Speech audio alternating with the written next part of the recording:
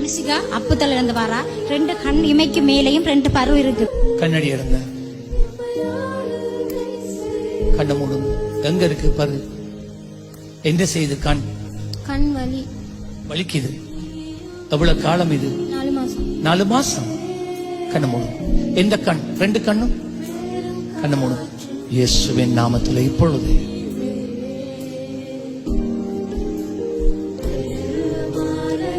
leave right now in Jesus name.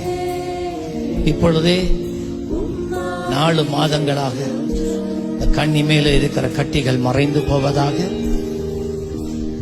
கண்களில் இருக்கிற வலி நீங்குவதாக இயேசுவின் நாமத்திலே. ஆமென். பாருங்க, இப்ப கண் நோவுதாண்டு.